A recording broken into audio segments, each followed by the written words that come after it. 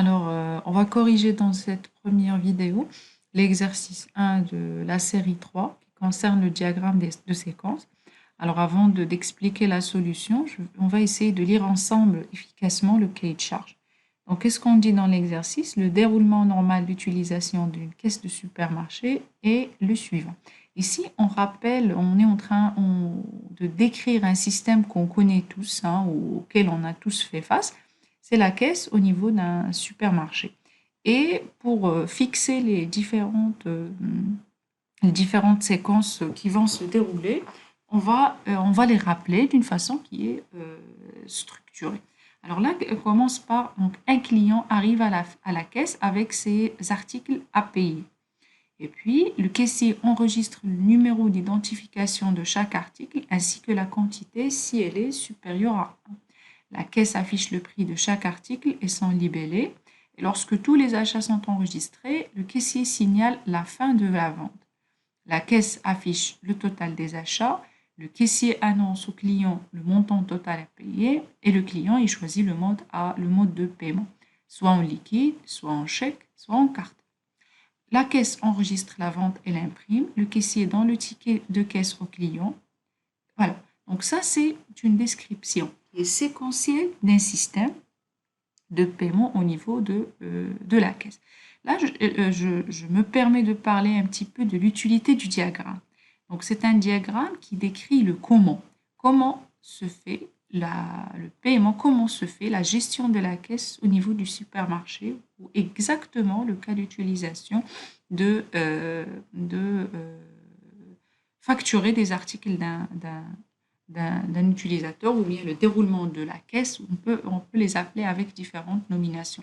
Et certainement, c'est un cas d'utilisation qui figure dans le diagramme des cas d'utilisation général de ce système lorsqu'il s'agit d'un contexte qui est plus générique. Donc, ici, les acteurs qu'on a identifiés, on a identifié le caissier, on a identifié le client et on a identifié la caisse. Donc, la caisse, on l'a identifiée comme étant un système ou bien une interface qui va permettre le stockage, qui va permettre l'affichage des prix, qui va faciliter la vie au caissier au lieu de faire comme le petit commerçant du coin, il va faire le calcul par lui-même et vous donner un total oralement et à la rigueur, il calcule avec sa calculette. Dans la caisse, donc la caisse ici, il donne des informations. C'est exactement l'interface que vous voyez face au caissier qui vous tarifie vos articles, ou bien qui vous facture vos articles dans une grande surface ou bien dans un supermarché. Donc, quelle est la première? Donc, on a 3 lignes de vie, à savoir la ligne de vie caissier, la ligne de vie caisse et la ligne de vie client. Et on commence par quoi? On commence par le client qui dépose ses articles.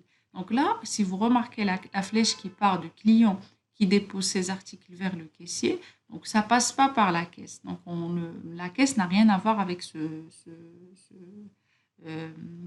avec cette action-là, ou bien avec ce message-là. Et donc, on a un message qui s'appelle dépôt article. Donc là, je me suis permis d'écrire les mots hein, comme ça, mais je préfère que vous les reformulez à votre tour comme des fonctions, comme des méthodes, comme on a vu dans le cours. Donc là, j'élimine l'espace et j'écris dépôt article, entre parenthèses, liste des articles. Synchrone, une réponse au message synchrone, par exemple, un remerciement. Donc là,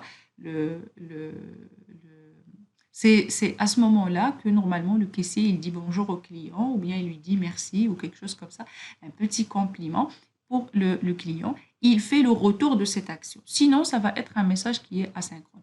Pourquoi je ne veux pas que ça soit un message asynchrone? Parce que normalement, au moment où le client il va déposer ses articles, normalement le caissier il ne doit pas faire autre chose.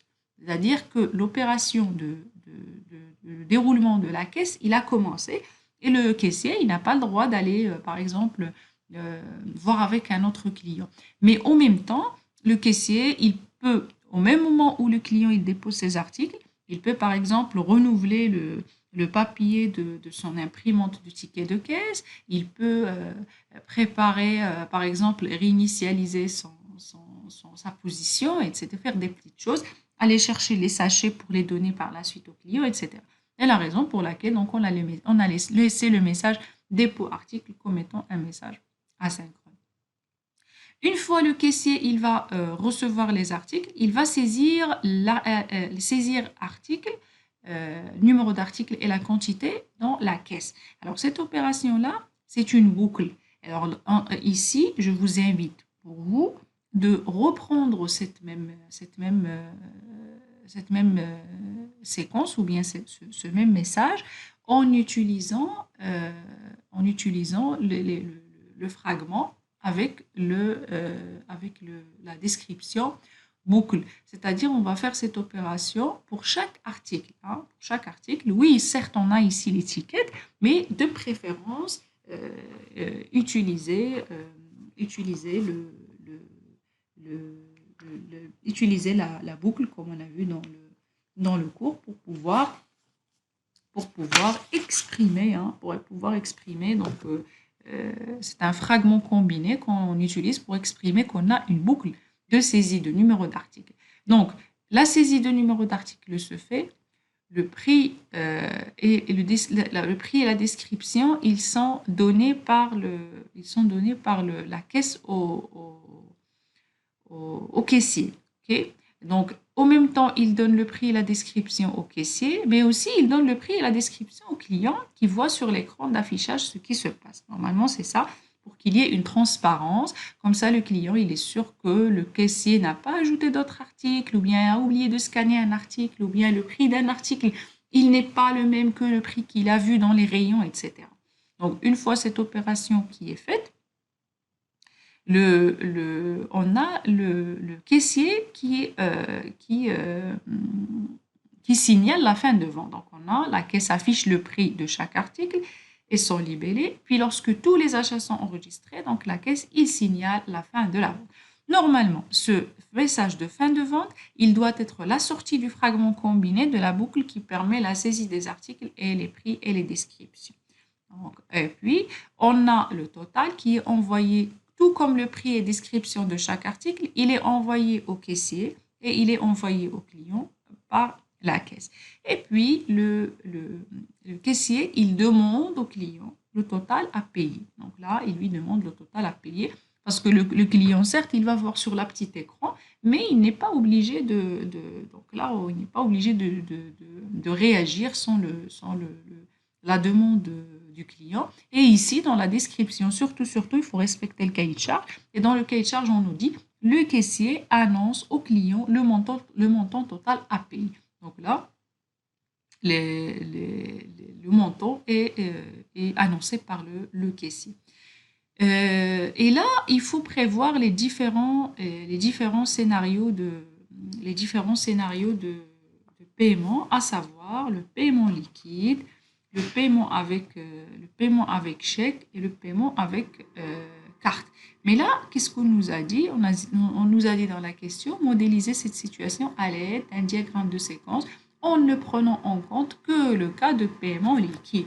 Dans ce cas-là, on nous a proposé le paiement liquide. Donc, on va continuer la description en utilisant le paiement liquide. Okay? Sinon, on aurait dû utiliser l'alternative. Donc, l'alternative, c'est le fragment combiné qui correspond, comprenant plusieurs conditions de test, puis le mot-clé else, qui n'est exécuté que si la condition il est associée, il est rempli. C'est-à-dire, on va utiliser un fragment combiné. Si on veut tout représenter, c'est-à-dire on n'avait pas cette spécification de cas de paiement liquide. On va spécifier le mode de paiement dans un fragment combiné d'alternatives. On va écrire dans la petite étiquette alternative. Condition 1, paiement liquide. Condition 2, paiement chèque. Condition 3, soit on fait else ou bien on fait carte de crédit et on représente la chose. Donc là, je vous invite à reprendre ce diagramme en ajoutant deux fragments combinés. Hein. On enlève la remarque. Ça nous fait un exercice de plus et ça nous permet d'améliorer nos techniques et compétences pour le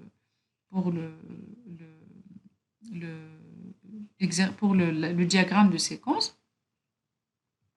Et dans ce cas-là, qu'est-ce qu'il faut faire? il faut mettre le, le fragment combiné loupe pour le produit, pour l'achat de produits, dans la partie pour chaque produit, et puis faire un fragment combiné pour les paiements des autres modes de paiement. Donc, une fois le client il va donner le liquide au caissier, le caissier il va saisir le montant et la caisse il va montrer le montant à rendre au client et au caissier de la même façon. Et puis le caissier il va rendre la monnaie au client et puis la caisse il va imprimer le ticket et puis le caissier il va prendre le ticket et le donner au client. Ben, j'estime que c'est assez clair, hein, pour le. Donc ça c'est par rapport au premier exercice. Donc,